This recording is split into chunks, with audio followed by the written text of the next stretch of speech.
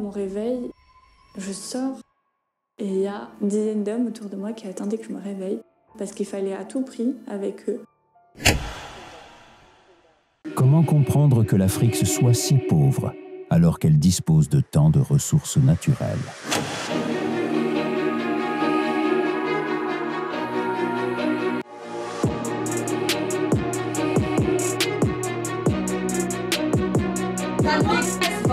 Des hommes grands et forts pour les travaux de la ferme. Nous la gardons notre misère, nous acceptons de nous reconnaître comme tels, mais nous nous imposons de lutter contre cela, contre cette situation, parce que rien n'est immuable. C'est un homme un peu dérangeant, le président Sankara. Alors, les amis, aujourd'hui, j'ai envie de vous présenter une vidéo que j'ai vue sur Internet. C'est une vidéo qui est assez grave parce que la dame qui passe en vidéo a vécu quelque chose d'horrible, d'atroce. Ça démontre aussi que pour la plupart des gens qui ont envie d'aller faire de l'humanitaire en Afrique, il faut parfois faire attention parce que, et oui, les Africains ne sont pas de pauvres petits bébés tout mignons qu'on va sauver. Il y a des Africains qui sont mauvais, qui sont méchants, qui vous attendent au tournant. Et même si ce n'est pas une généralité, eh bien, il faut bien se renseigner et il faut faire attention parce que des mésaventures peuvent arriver. Mais au-delà de toutes ces considérations, il y a certaines phrases qu'elle a pu dire, certaines affirmations qu'elle a pu tenir que j'ai trouvé un peu bizarres, un peu bancales. Et je vais vous donner mon avis dessus, mon avis d'Africain, de personnes ayant vécu en Afrique et principalement dans le pays qu'elle cite, en l'occurrence le Togo. Donc, vous ferez votre avis. Et je voulais aussi vous demander de rester courtois dans les commentaires parce que, bien évidemment, cette dame a vécu l'horreur. Elle a été abusée sexuellement. Une chose que personne ne devrait subir dans la vie. Et je ne crois pas qu'il faille l'insulter ou il faille l'enfoncer dans les commentaires. Donc, je vous demande très sincèrement de rester courtois dans les commentaires, de ne pas la blâmer, de ne pas l'insulter, etc. Bon, ceci étant dit, on ne va pas trop tarder parce que la vidéo est longue. C'est une vidéo de 17 minutes. Sachez que je ne vais pas laisser toute la vidéo s'écrouler. J'ai sélectionné quelques passages, mais elle sera quand même longue. Avant tout, n'oubliez pas de vous abonner, de liker, de partager, de commenter. Merci à toutes les personnes qui soutiennent la chaîne, aussi bien par les regards de vidéos, par les commentaires et aussi par les dons financiers. Donc, merci à vous et on ne va pas trop tarder, on va commencer cette vidéo. Il me dit... T'es belle, t'es sexy comme ça, tu m'excites. En une fraction de seconde, il s'approche de moi, il me plaque contre le mur, il me pénètre de force. J'ai crié, mais il n'y a personne autour de toi. Il avait fait son affaire et il sort de la pièce. Il avait à nouveau fermé cette porte d'entrée. Je me dis, bon, bah, t'es coincée. En deuxième année, du coup, éducatrice spécialisée, je suis allée en stage à l'étranger du mois de janvier 2024 à avril 2024. Et je suis tombée sur une association qui m'a répondu rapidement. Ils m'ont dit que j'allais pouvoir avoir un stage auprès d'enfants en école maternelle, auprès d'enfants en situation de handicap. Donc je me suis dit, bah, ça correspond. Je suis partie en Afrique, au Togo, en stage. Du coup, je prends l'avion. J'arrive à l'aéroport de Lomé. Les membres de l'association m'accueillent. On m'a dit par la suite, monte dans la voiture, on rentre, on va à la maison, tu vas pouvoir te reposer. J'avais une chambre pour moi toute seule et à ma gauche, il y avait la chambre du président de l'association. Et tout autour, en fait, la cour était fermée par un mur d'au moins 3 mètres. Et autour de ce mur, du barbelé, enfin comme en prison, quoi. La seule porte qu'il y avait vers l'extérieur, elle était fermée à la clé avec un cadenas. La clé, s'il n'y a que lui, le directeur de l'association, qui l'avait. J'arrive. Eh bien, moi, déjà, je trouve ça très bizarre parce que vous êtes une occidentale ou un occidental qui veut aller faire un stage à l'étranger. Le minimum, la moindre des choses, c'est de se renseigner non seulement sur l'association, sur ce qui s'est déjà fait, voir s'il y a déjà des Français ou des Occidentaux qui sont allés travailler dans cette association, etc. Mais bon, je ne vais pas juger, elle a l'air jeune. Peut-être qu'elle a pris cette décision à la hâte et elle m'a l'air de gauche également. Je ne sais pas, je m'avance un peu, mais elle m'a l'air de gauche. Peut-être qu'elle pensait que oui, aller en Afrique, c'est aller en terrain conquis avec des personnes qui sont toutes belles, qui sont accueillantes et des personnes qui allaient lui faire passer des moments incroyables. Peut-être que c'était le cas, mais déjà quand tu arrives dans l'endroit, tu te rends compte que tu es enfermé et qu'il n'y a aucune autre femme. Tu te retrouves seul dans une maison avec un homme. Ça aurait dû te pousser à te poser des questions. Je ne sais pas, moi personnellement, j'arrive dans un endroit, bien que je sois un homme, il y a des situations qui me font tiquer. Surtout quand tu es dans un pays étranger, eh bien, tu ne restes pas dans un endroit où tu es à la merci d'une personne. Bon, peut-être qu'elle était encore naïve, encore une fois, mais ça aurait dû lui mettre la puce à l'oreille et elle aurait dû, à mon avis, tout faire pour se retrouver dans de meilleures situations. Au moins avec d'autres personnes féminines, ça aurait déjà été un peu plus safe pour elle. Dans un lieu où je me dis, je vais être enfermée. Enfin, je sais pas, mais j'avais ce sentiment où je me sentais déjà oppressée. Là, à mon réveil, je sors et il y a une dizaine d'hommes autour de moi qui attendaient que je me réveille parce qu'il fallait à tout prix, avec eux, que je fasse le tour du village. Le président de l'association me présentait dans sa langue, donc en éveil aux autres villageois, comme sa femme qui est venue de France et qui n'est pas que là pour accomplir un stage, mais que je vais être sa femme et qui va me marier parce que je lui plaisais. Il faut savoir que déjà, je suis arrivée au Togo en faisant croire que j'étais mariée en France. Je portais une fausse alliance. Du coup, quand il m'a dit ça, je me suis sentie très mal. Je me suis dit, Eh bien, deuxième red flag ou deuxième chose qui aurait dû la faire tiquer, la personne te présente comme sa femme alors que tu vis dans un endroit seul, enfermé avec cette personne et tu as d'ailleurs dit que tu te sentais emprisonné, enfermé. Tu aurais dû prendre les devants et lui dire mais qu'est-ce que tu racontes, c'est n'importe quoi, etc. Tu aurais dû tout faire pour ne pas te retrouver seul avec cette personne. Parce qu'une personne qui te présente comme sa femme, eh bien, quand on dit qu'une personne est sa femme, la suite logique, c'est des rapports intimes, etc. Tu aurais dû le voir venir. Bon, encore une fois, je mets ça sur le coup de la jeunesse ou sur le coup de l'intimidation. Mais vous voyez que de nombreuses personnes veulent aller en Afrique ou en Asie, dans des pays qu'ils trouvent pauvres et nécessitant une aide occidentale. Mais ils ne se renseignent pas sur ces pays, ils ne se renseignent pas sur les conditions de vie qui les attendent. Parce que je crois très sincèrement que cela aurait pu être évité si cette jeune demoiselle, si cette dame avait fait des recherches sur l'association où elle se rendait. Non, moi je suis mariée en France, je maintenais mon jeu. Ça ne l'a pas empêché de continuer ses propos. Au fur et à mesure des jours, il était très avenant. Il était quand même très insistant et il était toujours en train de vouloir me prendre en photo à tous les endroits possibles. Et il fallait qu'il apparaisse sur les photos avec moi, comme si nous étions en couple. Il voulait me tenir la main, il voulait me prendre par le bras. Lui me disait que quand j'étais dans la rue, en fait, j'étais pas en sécurité. Les autres personnes extérieures qui me voyaient, les hommes et tout ça, etc. Ils pouvaient à tout moment me kidnapper, me faire du mal, m'agresser ou quoi que ce soit. Donc en fait, il fallait que je sois proche de lui. Donc du coup...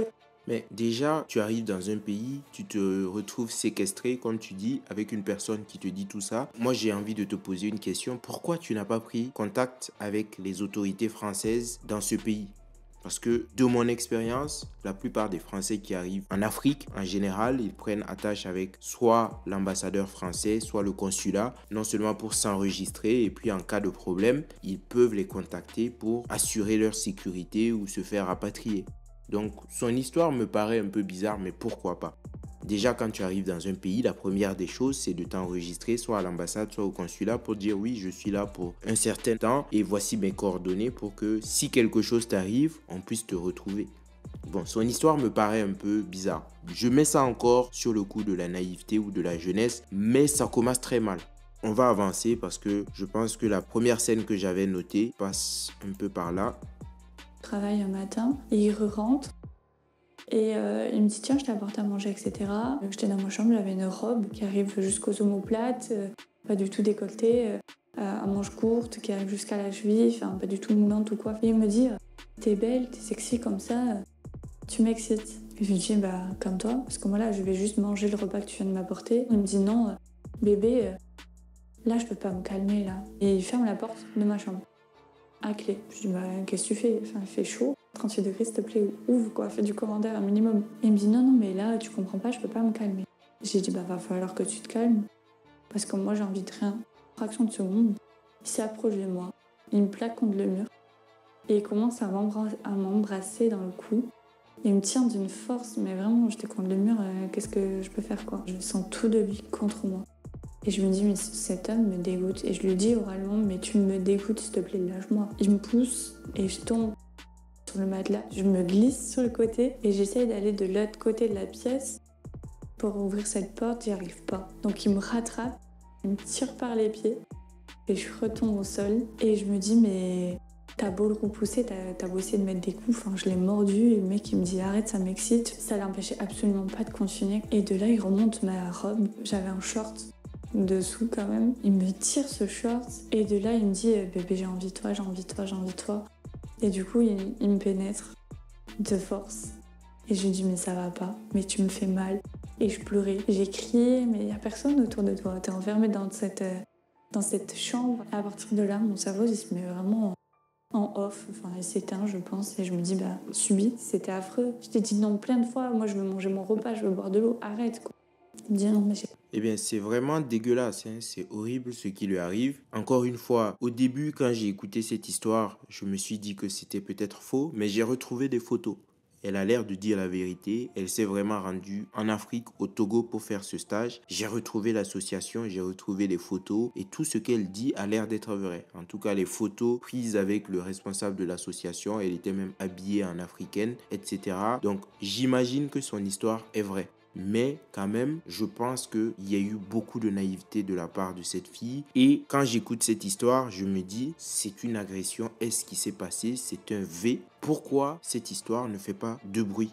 Pourquoi les féministes qui sont si promptes à juger les hommes cis hétéros, pourquoi ces féministes ne font rien? Parce que là, c'est une Française qui est allée à l'autre bout du monde, quoique c'est en Afrique, mais qui est allée dans un autre pays, qui s'est fait agresser, qui s'est fait V littéralement et qui témoigne. Et là, aucune féministe ne prend la peine de poursuivre cette association, ne prend la peine de se battre contre ce fléau. Parce que cette association existe toujours. J'imagine que le directeur de cette association est toujours en poste. Et même quand j'ai vu cette vidéo, j'ai regardé les commentaires et la plupart des personnes qui se plaignaient, c'était des Africains sur place qui voulaient que le directeur soit dénoncé pour qu'il puisse s'en occuper personnellement. J'ai vu quelques gauchias qui défendaient l'association ou qui du moins disaient oui, on ne peut pas donner le nom parce que la procédure est en cours, on ne peut pas faire grand-chose, etc. Bon, certainement, peut-être que vu que la procédure est en cours, on ne peut pas divulguer grand-chose. Mais moi, par exemple, j'ai réussi à retrouver les informations. Je me dis que tout le monde pourrait les retrouver. Ce n'est pas très difficile à retrouver. Donc, les féministes, voici une affaire qui s'est passée. Faites votre travail. Harceler cette association, demander justice parce que c'est très grave ce qui s'est passé. J'ai pas fini, je vais continuer et de là, il continue, il fait ses affaires et ça y est. Un silence qui s'installe, je l'entends plus gémir. C'était fini, il avait fait son affaire et il sort de la pièce. Il va faire sa douche et de là, je le revois plus. Il était à nouveau parti, il avait à nouveau fermé cette porte d'entrée, à clé avec le cadenas.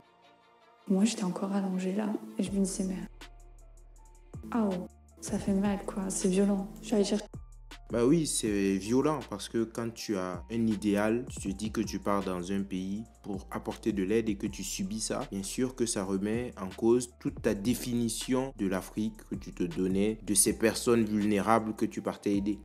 Je peux te comprendre. Mais encore une fois, je crois que tu as été naïf. Je ne te blâme pas parce que ce que tu as vécu est horrible et j'espère que ça servira de leçon à beaucoup de personnes qui partent faire de l'humanitaire dans des pays divers et variés. Informez-vous avant de partir et surtout prenez des précautions pour que lorsque vous arriviez, vous ne soyez pas à la merci de personnes comme ça qui n'attendent qu'une chose, c'est de vous agresser sexuellement, de vous faire ce qu'ils ont envie de faire parce que c'est vraiment dégueulasse. On va continuer les amis. Vous verrez qu'il y a certains propos quand même que je n'approuve pas ou que je trouve très ambigus. Je vais vous donner mon avis dessus et vous me direz en commentaire ce que vous en pensez. Comment je fais, quoi. Et à ce moment-là, il revient. Il me dit qui tu essaies de joindre en fait. Et je lui dis ma famille. Il me dit non mais pourquoi? Pour que tu leur dises qu'on s'aime, qu'on va se marier et que ça y est, maintenant on a fait l'amour. Et que tu vas être ma femme. Je dis non, pas du tout en fait, parce que ce que tu m'as fait c'est très grave et que là j'en suis malade plus qu'autre chose en fait. Il me dit mais jamais tu vas leur dire quoi que ce soit. Et à partir de là, j'étais surveillée sur tous les appels que je pouvais passer, que ce soit avec l'école, avec mon ex-copain de l'époque, avec mes amis, ma famille. Bon, je coupe ici parce qu'elle dit dans la vidéo qu'elle a essayé, suite à l'agression SOV, d'appeler une personne qu'elle connaissait en France, sûrement un ami ou son ex-petit copain, je ne me souviens pas. Je vous mettrai le lien de la vidéo si vous voulez la voir. Mais elle a essayé d'appeler cette personne et malheureusement, elle est tombée sur le répondeur et là, elle s'est dit que c'était foutu. Elle n'a pas pris la peine de laisser un message. Et là, j'ai trouvé ça un peu bizarre parce que quand tu es dans cette situation, bon, j'imagine qu'elle était traumatisée. Je n'ai jamais vécu de V ou d'agression S. Mais je me dis que quand tu vis cela, eh bien, tu peux te retrouver à l'ouest. Tu fais des choses qui sont assez incohérentes. Donc, je ne la blâme pas pour cela. Mais quand tu appelles une personne parce que tu as désespérément besoin d'aide, eh bien, tu peux laisser un message quand même. Elle est tombée sur le répondeur. Elle s'est dit la personne n'est pas disponible et elle a laissé tomber. C'est une autre erreur. Mais bon, peut-être qu'elle était sous le choc. Donc, je la comprends. Encore une fois. Je tentais de faire quelque chose pour me sauver et qui allait contre ce que lui voulait. C'était les répercussions sexuelles que j'avais. Je pouvais que me taire et essayer dans mon silence de cogiter pour trouver une solution. Et en attendant, subir à nouveau toutes ces agressions. C'est des choses qui se sont reproduites plusieurs fois. Je crois que c'était au bout de 2 mois, après avoir subi ma deuxième agression par lui. Je me sentais pas bien physiquement. J'avais la fièvre, je vomissais. Quand j'urinais, ça me brûlait. Et je me suis dit, c'est une infection urinaire. C'est vrai que l'eau que tu bois là-bas, au Togo, elle n'est pas aussi fiable que celle en France. J'avais pris des antibiotiques avec moi, donc prendre des médicaments et puis ça va aller, ça va passer. Sauf qu'il y a 2 semaines qui passent et 2 semaines où les choses vont pas du tout mieux. Je m'alimente plus, j'arrive plus à boire. Je vomis davantage, donc j'en parle forcément au président de l'association. Et donc je lui explique que j'ai des problèmes gynécologiques, que je me sens pas bien. Il me dit, mais ici en Afrique, au Togo, on parle pas des problèmes gynécologiques. On va essayer de trouver un hôpital, mais c'est pas sûr que tu sois pris en charge. Je fais un hôpital, en fait, tout le monde m'est rayonné. Ce que j'ai, c'est pas grave. On peut pas me soigner. Je fais un autre hôpital, la même chose. Après, je vais voir du coup une France. Bon, là, honnêtement, je ne suis pas d'accord avec ce qu'elle dit parce que j'ai vécu en Afrique. Le Togo, je connais bien et ce n'est pas du tout vrai.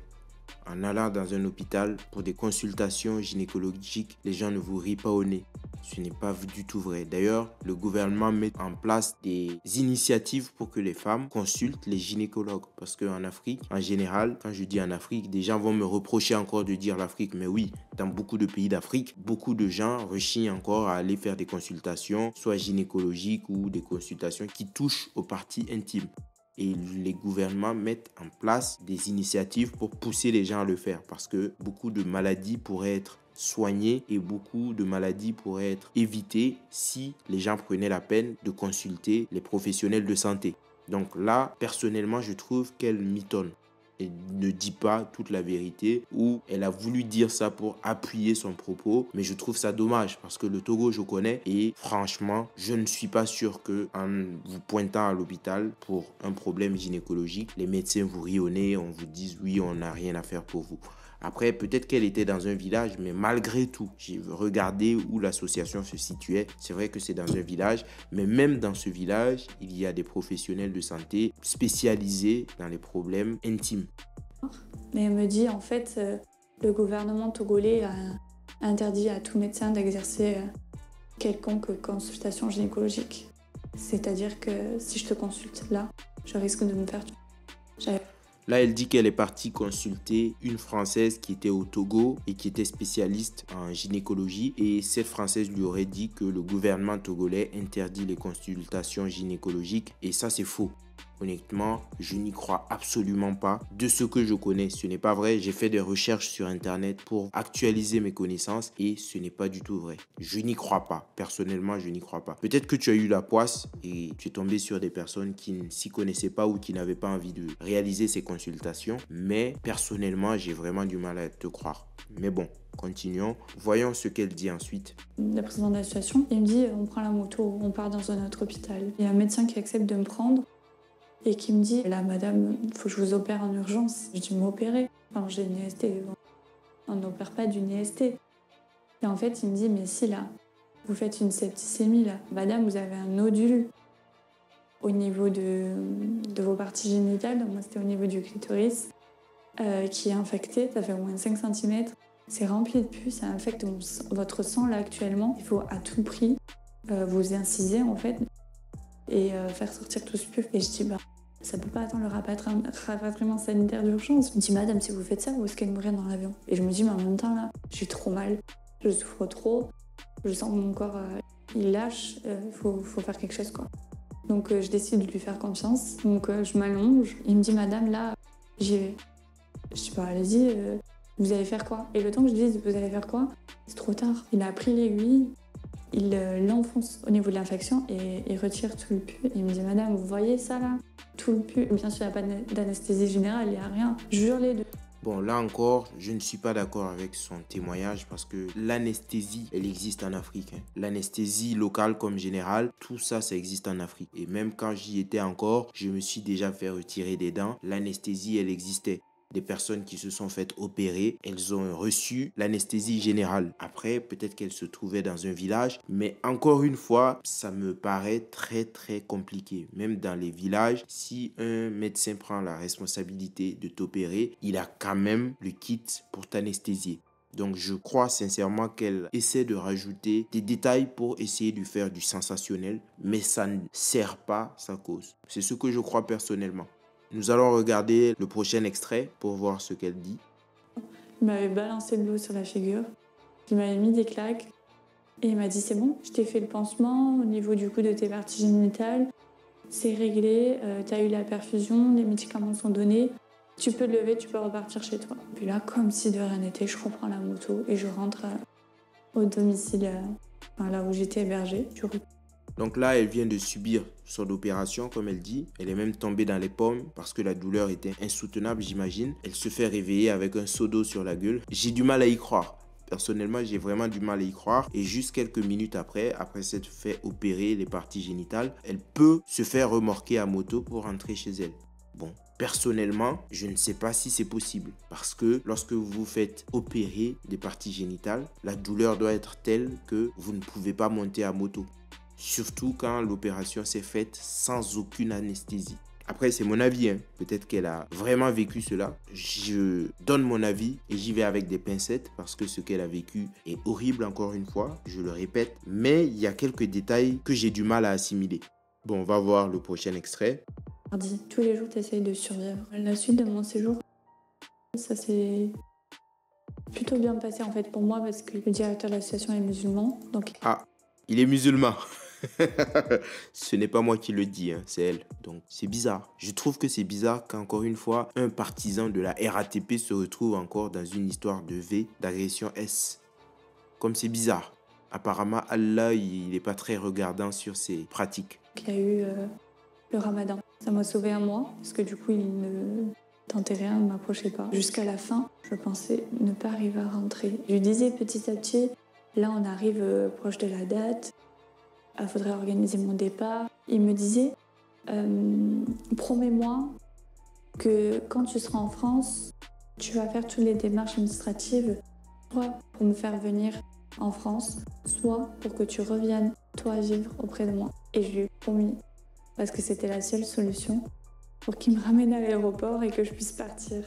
Il ne savait pas si derrière ça allait être vrai ou faux. En l'occurrence, c'est faux. Et en fait, il m'a dit, bon, dans ce cas-là, on va se marier, on va se retrouver le jour. Mais bon, après, le mec, il est quand même débile, parce que tu te dis vraiment qu'une personne que tu as abusée, que tu as agressée sexuellement, arrivera dans un pays où elle n'a plus ton influence et elle se dira, ah oui, j'ai tellement aimé ça que je vais le faire venir, je vais me marier avec et je vais vivre heureux, quoi. Bon, ce mec, il est complètement débile et c'est un malade mental. Honnêtement, il faudrait que cette personne soit retrouvée et qu'elle soit punie. Parce que des sadiques comme ça, il en existe, malheureusement. Et ce sont des gens qui croient qu'en faisant du mal à des gens, ces personnes aiment ça, en fait. Elles font du mal, elles déshumanisent complètement leurs victimes et elles se disent, oui, elle l'aime parce que, regardez, je lui ai proposé qu'on se marie, elle a dit oui. Connard, si elle a dit oui, c'est parce qu'elle n'avait aucune autre solution pour s'en sortir. Mais des gens comme ça, il en existe, malheureusement. Et j'espère vraiment que ce témoignage va porter, qu'il y aura de nombreuses personnes qui vont retrouver cette association, comme je l'ai retrouvé moi-même, et qu'ils vont tout faire pour faire payer à cette personne ce qu'il a commis. De mon départ, ils m'ont tous raccompagné, tous ceux qui étaient venus me chercher m'ont raccompagné à l'aéroport. Et à partir du moment où j'ai passé la douane togolaise, que je rentrais vraiment dans l'aéroport pour attendre l'avion, Là, j'ai fait que pleurer. Ils vont pas te suivre. Là, t'es libre. T'es toute seule, en fait, pour la première fois, et t'es plus en sécurité comme ça, en fait, si tout arrive. Eh bien oui, heureusement qu'elle a pu repartir d'ailleurs, mais encore une fois, je reste persuadé qu'elle aurait pu éviter cette situation, non seulement en se renseignant mieux, et dès la première fois où elle avait senti que les choses n'allaient pas, elle aurait pu prendre contact avec quelqu'un d'autre, parce que en Afrique, non seulement les gens, en voyant une personne occidentale dans le besoin, certaines personnes auraient essayé de l'aider, mais encore une fois, se faire séquestrer comme ça par une personne, juste parce qu'elle est présidente d'association, ça me paraît très bizarre. Bon, après, tout est possible, hein, tout est possible, donc je ne m'avance pas trop, mais on va avancer, on va voir ce qui s'est passé à son retour en France. Apparemment, elle a porté plainte, ce que je trouve très bien. Voyons ce que ça va donner. Est-ce que ça va mener à la condamnation de cette horrible personne? Je l'espère. Je reste avec ça. Quand je suis rentrée chez moi, du coup, à Metz, dans le Nord, première chose que j'ai fait en arrivant, c'est aller à la police et tout déclarer. Ils ont pris mon téléphone pour récupérer du coup toutes les preuves. Et après, en fait, la plainte, une fois qu'elle est étudiée en France, ils l'envoient à la police togolaise au Togo. Ils sont censés convoquer les agresseurs, enfin l'agresseur lui-même, je veux dire, et les potentiels témoins des agressions. Sauf qu'en fait, la police là-bas, elle est tellement corrompue qu'en fait, il n'y aura pas de suite judiciaire. Mon objectif en portant plainte, ce n'était pas pour moi. Je savais qu'il n'y allait pas avoir de suite judiciaire. Et du coup, je me sens pas mal par rapport à ça. Ma démarche en faisant ça, c'était vraiment que cette association et ce président, il n'y a plus aucune étudiante qui peut partir maintenant dans cette association. Avant de choisir une association pour partir à l'international, il faut vraiment au moins qu'il y ait une femme ou plusieurs femmes membres de l'association pour qu'on ne soit pas toute seule qu'avec des hommes. Vraiment se renseigner, être à l'affût de tout. Et s'il y a le moindre doute, ne pas hésiter à partir et pas forcément écouter les personnes extérieures sur qui on se base. Bon, c'est une bien triste histoire, les amis. Elle a porté plainte. J'espère que sa plainte va aboutir, que cette personne, cette horrible personne sera jugée pour ses actes, parce que ce sont des actes très graves. Malheureusement pour elle, bon, elle a vécu l'horreur. J'espère que ça n'arrivera pas à d'autres personnes. Je vous le dis, moi j'ai retrouvé l'association personnellement. J'ai retrouvé des photos qui prouvent qu'elle est vraiment partie en Afrique. Donc son histoire semble vraie, mais il y a quelques points que je trouvais assez bizarres et ce sont les points que j'ai relevés. Parce que bien vrai que je tire sur l'Afrique, mais tout n'est pas à jeter non plus en Afrique. Et il y a des choses qui sont faites. Donc ça me paraît un peu complexe, un peu tiré par les cheveux certaines fois. Mais encore une fois, j'espère que justice sera faite. Et mon dernier message à toutes les personnes qui veulent aller faire de l'humanitaire, que ce soit en Afrique, en Asie, dans des pays pauvres, dans des pays dont la culture est très différente de la culture occidentale, eh bien renseignez-vous correctement. Ayez des garanties avant d'y aller. Surtout quand vous êtes une femme, évitez d'aller dans un endroit où vous allez vous retrouver la seule femme, la seule occidentale. Parce que dans des pays comme l'Inde, encore une fois, malheureusement, même des femmes qui sont accompagnées sont en danger. Si vous vous retrouvez toute seule avec des gens là-bas, eh bien, ça peut très très mal se terminer. J'espère que cette vidéo servira de leçon à toutes ces personnes. Dites-moi ce que vous en pensez en commentaire, les amis. Restez courtois dans les commentaires. Cette femme a vécu l'horreur. Ce n'est pas le lieu de l'enfoncer ou de l'insulter encore une fois. Bon, dites-moi en commentaire ce que vous en pensez. N'oubliez pas de vous abonner, de liker, de partager, de commenter. N'oubliez pas de vous abonner également à la chaîne de Demisotric. Et moi, je vous dis à très bientôt pour une autre vidéo. Ciao.